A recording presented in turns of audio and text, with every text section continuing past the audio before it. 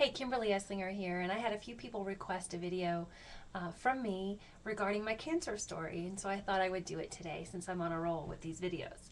I was 27 years old. I'm 40 now. I just had my birthday. Anyway, I was 27 years old, and I was pregnant with my daughter, who is now 12. Hannah is her name. And before I ever became pregnant, I actually had a dream that I had a little girl named Hannah. And so when we discovered that we were pregnant with a little girl, there was no other name that would work. So her name is Hannah.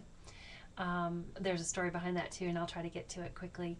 I had a lot of problems through my pregnancy. I had spotting, but first of all, the first thing, and I really want to just, it's kind of hard. It's kind of hard to, as a woman, you go through these things and you kind of explain it away. But just as an encouragement to you, and here's some of the symptoms I had before I even got pregnant, actually. I had some spotting.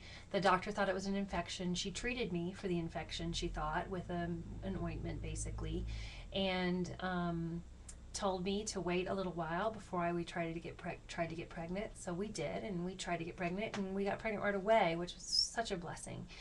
But through the pregnancy, especially when we first went in, I guess it was the 6-week mark, we went in for our first exam, and the look on the lady's face who was conducting the examination scared me so bad. She had this look of horror on her face.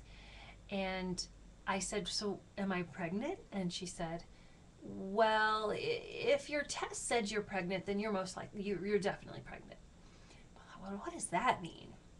So time went on, and I discovered what happens is, and please, if you're squeamish, sorry. What happens is when you become pregnant, your cervix closes, and it becomes, I guess, purplish and smooth, kind of like a jellyfish, kind of gross. But mine, because as it turned out, I ended up having a tumor in my cervix. It had turned out, and so it was much like bloody cauliflower is what it looked like, or broccoli, like that texture, but bloody, like hamburger meat even, is what I heard one of the people say. So obviously I was very concerned. We went to a specialist, and they pretty much said, "It looks like it could be a fibroid. We're not going to worry. Just keep going." I was due September 17th. Come July 4th weekend, we had a busy weekend preparing the nursery, and things had been going okay. I mean, every visit was still sort of scary, but things were going well. That night, it was about midnight, I had was just getting ready for bed, and I had stripped down. I was going to the bathroom, and I felt something sort of between my legs, and I literally, I think it was that same day, I heard a story about this woman who started to give birth on the toilet, and so I was freaking out, like, what's going on? I looked down, and it was terrible. There was just blood everywhere, and I didn't have pain, but it was really scary. So what happened next was I screamed out for my husband. He came. We got to the hospital as fast as we could, wrapped myself in towels, got to the hospital, very scared. We prayed the whole way there. It was about a 15-minute drive, and just really scared. Got there, and basically what had happened was my cervix had prolapsed, so it had started to make its way outside of my body. Baby was still fine. Hannah was still fine. It was just a blessing. Oh, so not sure what was going to happen. We were just waiting and trying to find out what was going on, and through all of this, you know, they call it a practice for a reason, because doctors are trying to figure it out too. So that night, I actually started to begin to have contractions. But what I believe was happening was it was contracting back inside. Because that night, the doctor was saying, you're going to have to be on bed rest for the rest of your pregnancy, probably in the hospital. But that night, with the contractions, the cervix kind of regained its position, and I was able to be released. Still really scared. So coming up to the actual delivery, um, it was Labor Day weekend, or it was a Wednesday before, and that was my doctor's visit. And she said, you know what, it's time. Let's do this thing. So they were going to induce me, and we were going to try to go for it and see if we could do natural childbirth, not knowing what was going on. So that was a Wednesday. On Thursday, actually, it may have been Wednesday night, but definitely Thursday morning, I started having major labor pains. Went to the doctor. They sent us back home. I was very uncomfortable. So we ended up back at the hospital. And that night, my cervix was dilating a little bit. Not enough. So the doctor decided, you know what, we need to just go ahead and do a C-section. So we were scheduled for a C-section Friday morning, which I think is kind of funny, Labor Day weekend.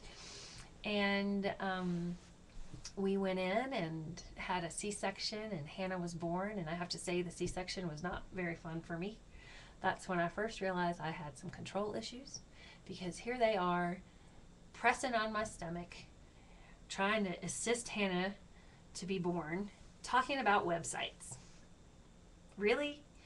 Anyway, so Hannah was born, and 6 weeks post-delivery, I went in for the regular checkup, and my doctor did her exam, and she looked at me, and she said, it's time. It's time we sent you to an oncologist. Ugh. I was like, really? Oh my gosh. I was really scared. So the person she referred us to was not available for 2 months. Well, it turns out the founder of this gynecological oncology group was available the next, I think, like in 3 days.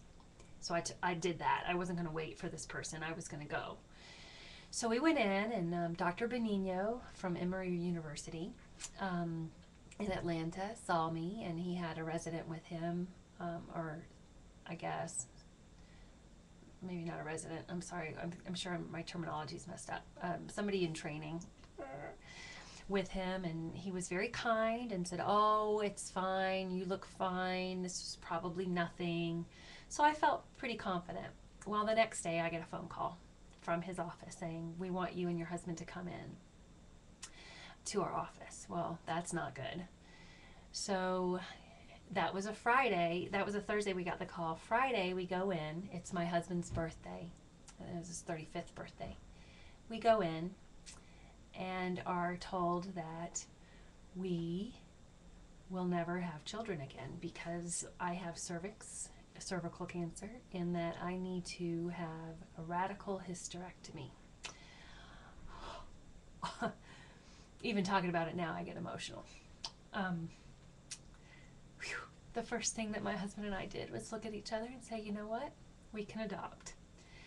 And so we immediately wanted to find out what our options were, if there were any, and it became very clear that the option was pretty much radical hysterectomy, because this was nothing to play around with. The tumor itself was endocervical, which means it was deep within the cervical tissue. No telling.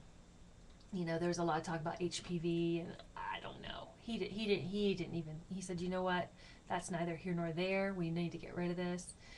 They did end up taking the ovaries because they recommended, you know, don't mess with this cancer in the future, with breast cancer and whatnot. So it was a huge decision.